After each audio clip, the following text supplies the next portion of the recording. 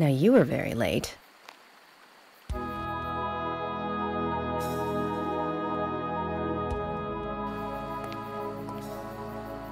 I didn't think you'd keep me waiting in the rain for so long.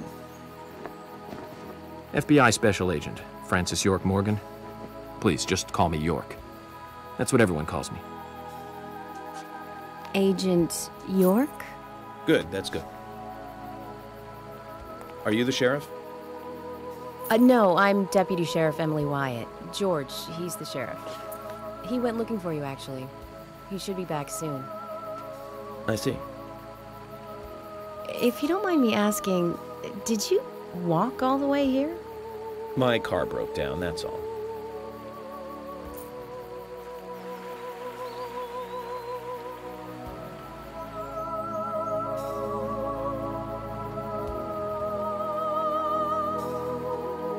She's easy on the eyes. Definitely worth a trip to the primitive world. By the way, don't mention anything about what happened back there. She'll think you're a psycho. Don't want that, do we, Zach? Welcome to Greenvale. I'm the sheriff, George Woodman. Call me George.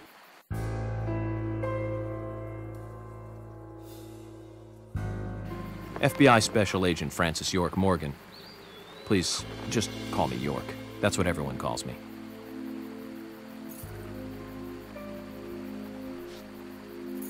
Could you tell me why the FBI is so interested in a small-town homicide? Let's just say it's a personal interest in killers of young women. I'm always looking for new sample cases to help me with my profiling. Both our superiors have cleared this with each other. You can remain in command. You don't have a problem with this, do you? No. No problem. Just want to set things straight. Our small town has its share of problems. I'm the one fixing them one by one and maintaining peace and order. You can have your profiling sample, but I need you to understand that.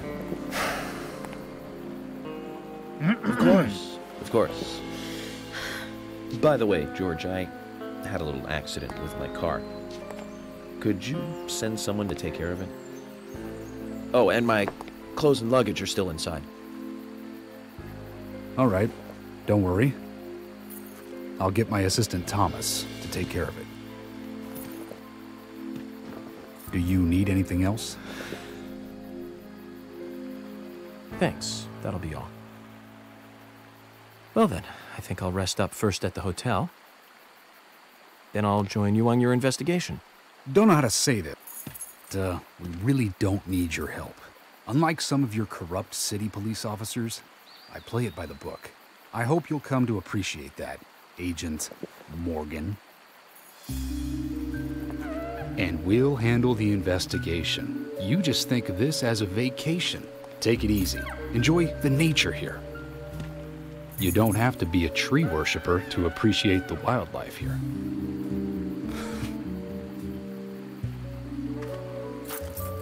Zach, let's reassess the situation. There are no cavemen here. We're as far forward as the Middle Ages. And we've just met the king.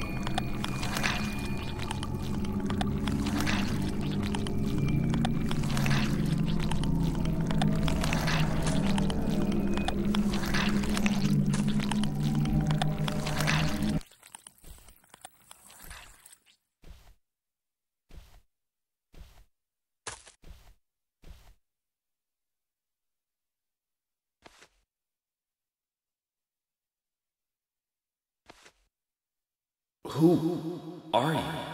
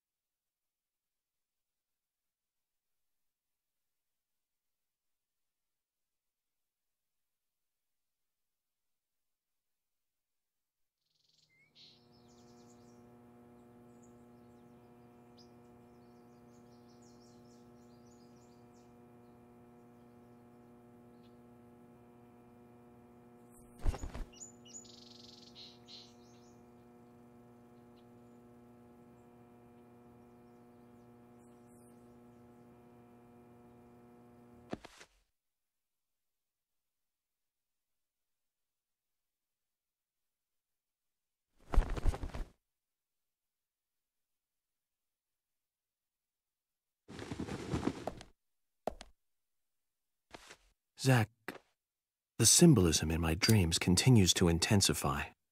A forest of red trees, a carpet with red leaves, a strange doll, and twin angels. But that child is what bothers me the most. I swear I've seen him before. I just can't remember where.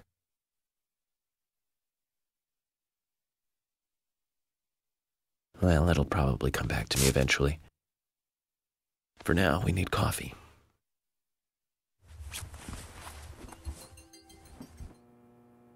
Let's head to the cafeteria, Zach. I hope they have some real coffee. I really need some coffee. Then we can head to the sheriff's office. There's a proper procedure for everything, right, Zach?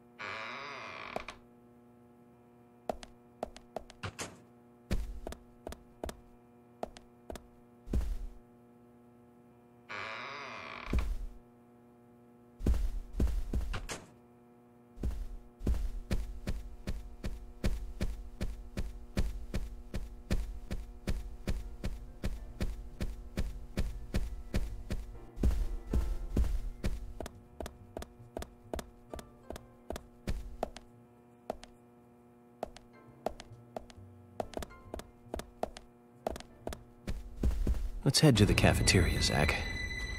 I hope they have some real coffee. I really need some coffee.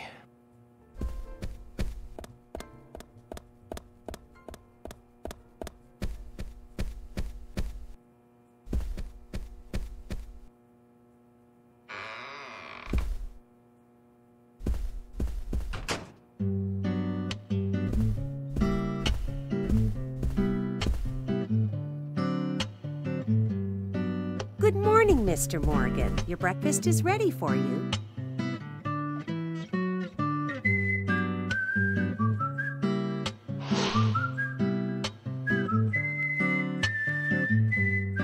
Thank you, Mrs.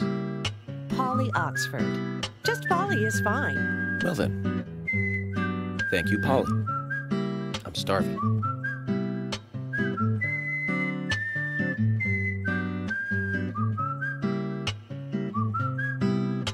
Is everything all right, Mr. Morgan? Yes, it's delicious, Polly. My compliments to the chef. I'm hoping my cooking will bring back repeat guests. Honestly, though, it's been a while since anyone has stayed here. I couldn't help but notice. Aside from you and me, there seems to be no other guests or workers around. What's that? The salt's in that white shaker there. Thank you. I was wondering if there were any other guests or workers here. Oh, no, no one else. My husband and I used to run this place, but he's in heaven now. You've been working here alone since then. Must be hard by yourself. Oh my, we're all out of pepper. I'm very sorry. It must be difficult to run a hotel by yourself. Well, yes, I suppose. I could just live on my pension. But I have to admit, running a hotel is kind of like a hobby of mine. That's nice. Polly, it might help to hear you better if you could sit a little closer. Oh my, Mr. Morgan, you're embarrassing me. So early in the day, too. I think I'm a little too old for you. And I still love my departed husband. May God rest his soul. I appreciate the invitation, but I'm fine over here. Polly, I can hardly hear you from all the way over there. You're exaggerating. This is fine. It won't do to be all clumped together with such a large table and cafeteria. We have to make use of all this space. Now tell me, that wound on your face, what happened? Let's just say I had some trouble during the last case I was working on. I'm sure it'll heal. It's just a flesh wound. Oh my, well, there's no need to be the tough guy here. I want you to be able to relax here. I've prepared a special room for you. A famous rock star once stayed in the same room, you know. Really? I feel honored.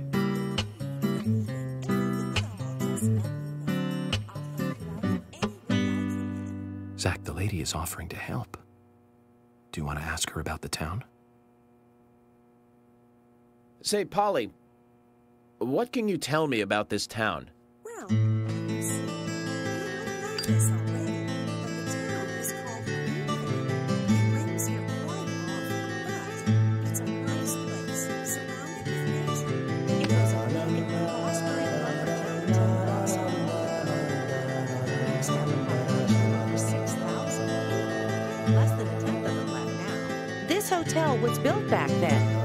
We saw plenty of guests in those days. That's why this place is so big for such a small community. I have so many fond memories from back then. I suppose the clock on the community center is quite famous too. The clock? Oh yes, it's lovely. It rings in the morning and at night to let the whole town know the time. You'll hear it many times during your stay. It's a beautiful sound. And you'll love it too, I think. I look forward to hearing it then. Anything else you'd like to know about?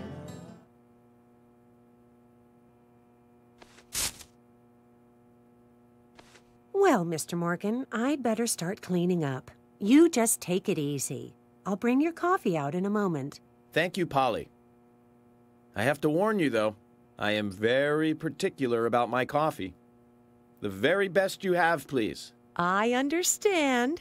I'll be right back with it.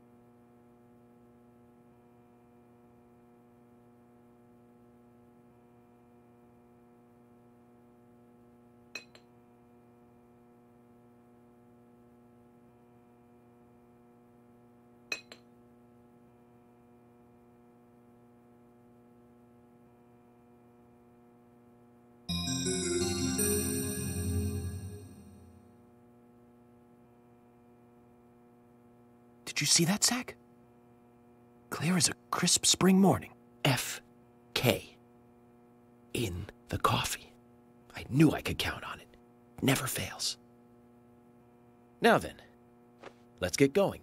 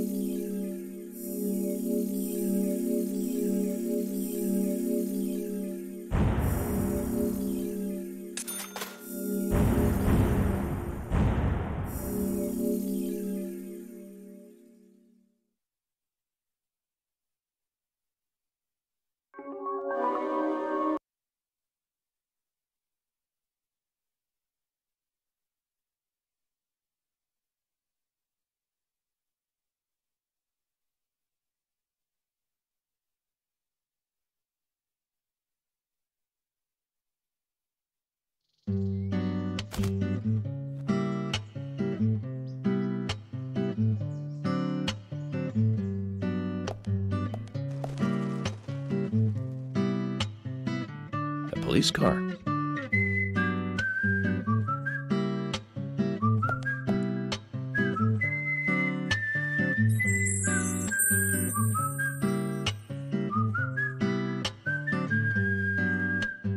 So we have King George to thank for preparing a car for me. A pleasant surprise, eh, Zach? Let's take it for a spin.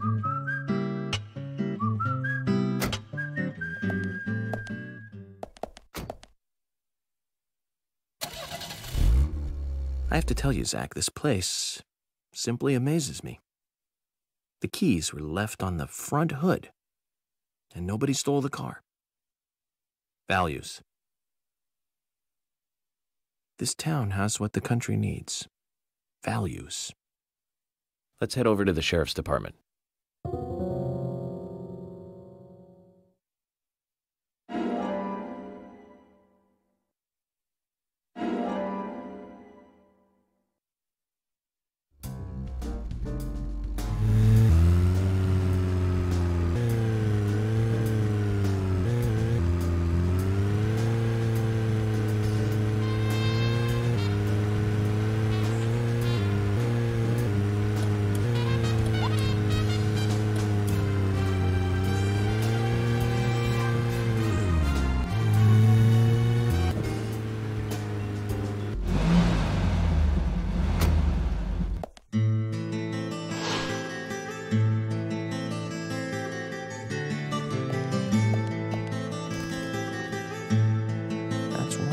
Building for such a small town.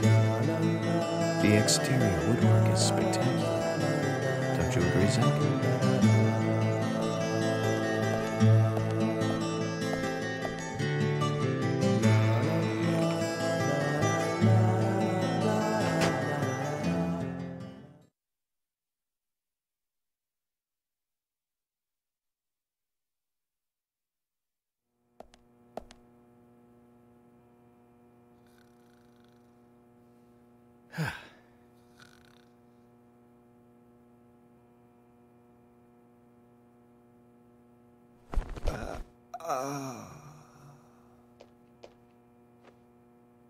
Pleasure to meet you, Agent Morgan. We've been expecting you. I'm Thomas McLean, the sheriff's assistant.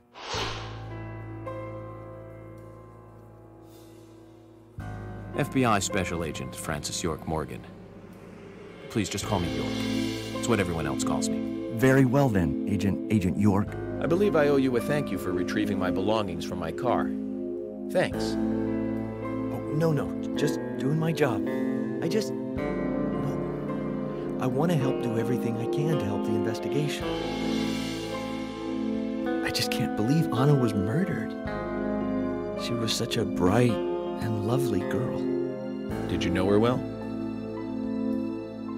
Well, no, not really. But it's a very small town. I'm sorry. It's just that this is the first really big case I've ever seen. I understand. Just try to relax. Can I have a look at Anna's file now? Yes, of course. The sheriff told me to let you through to the meeting room, but I've lost the key to the cabinet where the files are. Why don't you take a look around while I go look for it? Okay. Let me know when things are ready. Zach, Thomas appears to be the kind and sensitive type, totally at odds with the monarch. Almost a good setting for a cartoon.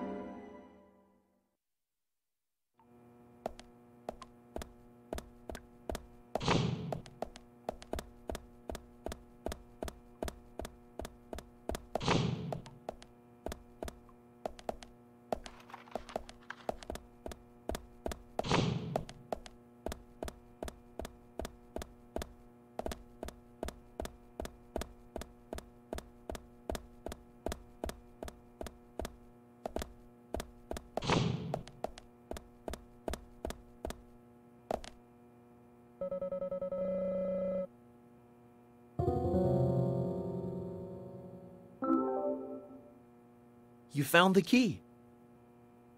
That's the right one?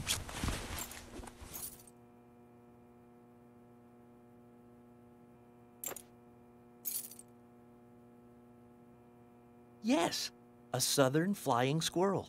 Thank you so much. I'll bring the files right in, so please go to the meeting room. Okay, I'll be waiting for you. Well, Zach, we just got here and we've cracked a big case already.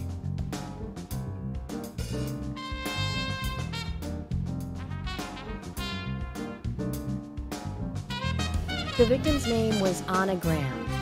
Age 18, she just recently graduated from high school this year. Her dream was to move out to the city and become a model.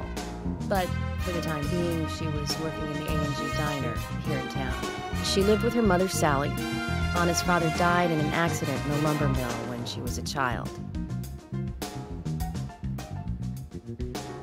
Her mother is unemployed and lives on the insurance money from her husband's accident.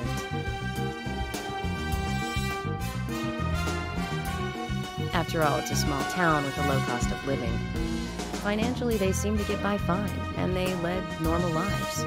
A normal life is exactly what a curious teenager doesn't want. It's all starting to make sense, Zach.